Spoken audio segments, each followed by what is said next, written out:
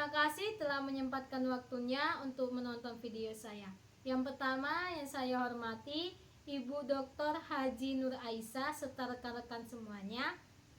Di video kali ini saya akan menyampaikan tentang materi yaitu permasalahan dalam ekonomi mikro dan penyelesaiannya. Perkenalkan, nama saya Vini Elfranda Simbolon dengan NPM 248320 Permasalahan dalam ekonomi mikro dan penyelesaiannya. Ekonomi mikro adalah cabang ilmu ekonomi yang mempelajari perilaku individu, rumah tangga, dan perusahaan dalam pengambilan keputusan ekonomi serta bagaimana keputusan-keputusan tersebut mempengaruhi pasar barang dan jasa. Tujuan ekonomi mikro yaitu menganalisis bagaimana faktor-faktor produksi digunakan secara optimal, bagaimana alokasi sumber daya terjadi, dan bagaimana harga terbentuk di pasar. Peran ekonomi mikro dalam kehidupan sehari-hari, yaitu ekonomi mikro sangat berhubungan dengan keputusan konsumen dengan membeli barang, pemilihan produsen dalam menentukan harga dan jumlah produksi, serta pengaruh kebijakan pemerintah terhadap pasar. Permasalahan ekonomi mikro. Yang pertama, keterbatasan sumber daya, yaitu keterbatasan sumber daya alam dan tenaga kerja menyebabkan tidak semua keinginan dan kebutuhan manusia bisa terpenuhi. Jenis-jenis sumber daya yang terbatas. Yang pertama, ada sumber daya alam. Sumber daya alam itu bahan mentah, energi, dan tanah. Yang kedua, sumber daya manusia, yaitu tenaga kerja dalam keterampilan tertentu. Yang ketiga, yaitu sumber daya modal, yaitu uang, mesin, dan teknologi. Dampak sumber daya yang terbatas. Setiap masyarakat harus memiliki apa yang akan diproduksi, beberapa banyak yang diproduksi, dan siapa yang akan mendapatkannya, yang menuntut adanya keputusan yang efisien. Yang kedua, ada masalah alokasi sumber daya, yaitu alokasi sumber daya terbatas dan tidak merata bisa menyebabkan ketidakseimbangan antara penawaran dan permintaan. Teori alokasi sumber daya. Yang pertama, ada alokasi yang efisien. Alokasi yang efisien, sumber daya dialokasikan sedemikian rupa sehingga tidak ada cara untuk meningkatkan keputusan satu pihak tanpa merugikan pihak lainnya. Yang kedua, ada alokasi yang tidak efisien, yaitu ketika sumber daya dialokasikan secara tidak tepat, misalnya melalui pemborosan atau distribusi yang tidak merata. Ada contoh permasalahan alokasi, yaitu ketidakadilan dalam distribusi barang-barang penting seperti pangan dan obat-obatan di beberapa negara. Yang ketiga, ada kegagalan pasar, yaitu terjadi ketika pasar tidak dapat mengalokasikan sumber daya secara efisien, seringkali karena ada ketidaksempurnaan dalam persaingan atau informasi. Terus ada jenis-jenis kegagalan pasar. Yang pertama, eksternalitas. Eksternalitas itu ada positif. Positifnya seperti pendidikan yang meningkatkan keterampilan pekerjaan dalam keuntungan bagi masyarakat. Ada juga negatifnya, yaitu seperti polusi yang merugikan masyarakat tetapi tidak dihitung dalam biaya produksinya. Terus yang kedua, ada monopoli. Monopoli ketika hanya ada satu produsen yang menguasai pasar, menyebabkan harga lebih tinggi dan sedikit pilihan bagi konsumen. Yang ketiga, ada informasi asimetris, yaitu ketika salah satu pihak, misalnya produsen, memiliki informasi yang lebih baik dari pihak lainnya, misalnya konsumen, yang dapat menyebabkan keputusan yang tidak optimal. Yang keempat, ada barang publik, yaitu barang yang tidak bisa dikonsumsi hanya oleh satu orang dan tidak ada daya tarik pasar untuk memproduksinya, seperti pertahanan negara. Dampak kegagalan pasar, yaitu kegagalan pasar dapat menyebabkan ketidakadilan, kerugian ekonomi, dan ketidakseimbangan dalam distribusi barang dan jasa. Yang keempat, ada ketidakpastian dan resiko, yaitu ketidakpastian mengenai keadaan masa depan pasar, harga barang, dan kebijakan pemerintah bisa mengganggu stabilitas ekonomi. Ada sumber ketidakpastian. Yang pertama, ada perubahan harga pasar.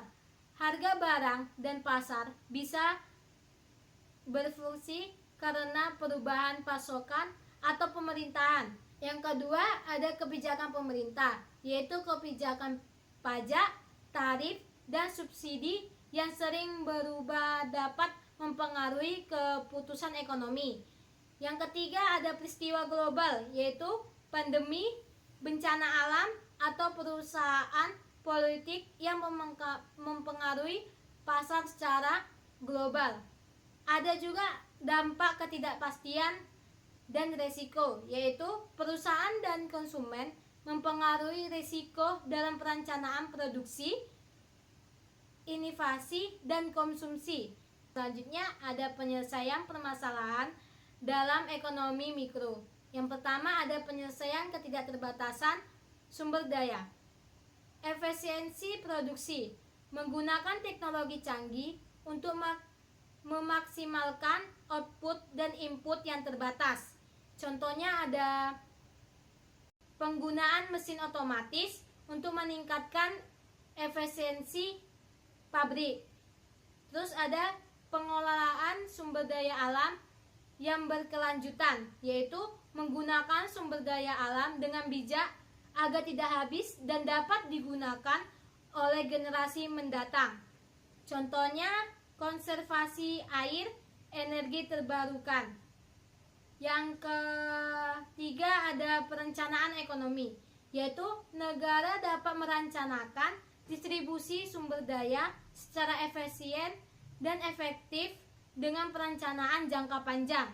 Yang kedua, ada penyelesaian masalah alokasi sumber daya.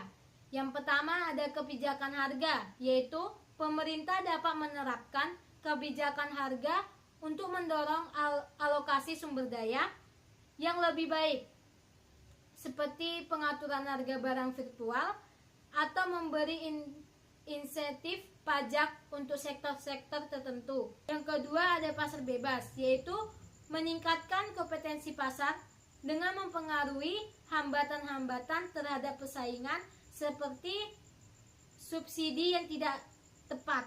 Ketiga, ada mekanisme keseimbangan pasar, yaitu menjaga keseimbangan pasar antara permintaan atau penawaran melalui penyesuaian harga. Yang ketiga, ada penyelesaian kegagalan pasar.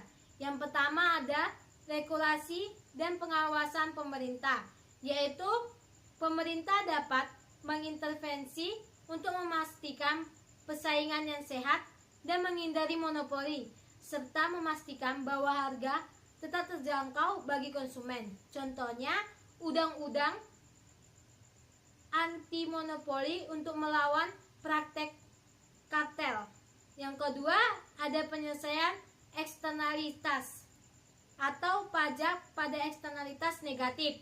Misalnya, pajak karbon untuk mengurangi polusi, subsidi untuk eksternal positif, memberi subsidi pada penelitian dan pendidikan yang memberi manfaat bagi masyarakat.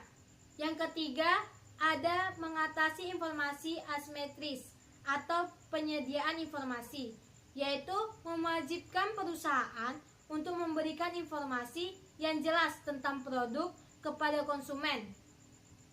Terus ada regulasi standar produk, yaitu menerapkan standar kualitas untuk barang dan jasa agar konsumen bisa membuat keputusan yang lebih baik. Yang keempat, ada penyediaan barang publik, yaitu pemerintah menyediakan barang-barang publik melalui anggaran negara, serta keamanan, pendidikan, dan infrastruktur. Keempat, ada penyelesaian ketidakstabilan dan risiko. Yang pertama ada asuransi, yaitu memberikan perlindungan terhadap risiko yang tak terduga. Yang kedua ada diversifikasi, yaitu perusahaan dapat mendiversifikasi produk dan pasar untuk mengurangi risiko. Yang ketiga ada analisis risiko, yaitu penggunaan modal, prediksi, dan statistik untuk merancang dan mempengaruhi dampak risiko dalam pengambilan keputusan. Dalam materi yang saya sampaikan ada kesimpulannya, yaitu kesimpulannya yang pertama, ekonomi mikro memberi wawasan tentang bagaimana individu dan perusahaan membuat keputusan dalam menghadapi ketidakterbatasan sumber daya. Yang kedua, ada permasalahan seperti ketidakterbatasan sumber daya, alokasi yang tidak efisien, kegagalan pasar, dan ketidakstabilan dapat diatasi dengan kebijakan yang tepat, baik oleh pasar maupun oleh pemerintah. Yang ketiga, ada penyelesaian yang efektif dapat mengarah pada penggunaan sumber daya yang lebih efisien, pemerata kesejahteraan, dan pertumbuhan ekonomi yang berkelanjutan. Demikianlah penjelasan yang dapat saya sampaikan mengenai permasalahan ekonomi mikro dan penyelesaiannya. Saya harap apa yang saya sampaikan bisa bermanfaat bagi kalian semua. Apabila ada salah kata yang saya ucapkan, saya meminta maaf kepada kalian semua, dan saya berterima kasih kepada kalian semua telah menyempatkan waktunya untuk menonton video saya. Kiranya ini saja yang bisa saya sampaikan kepada kalian semua. Bye-bye.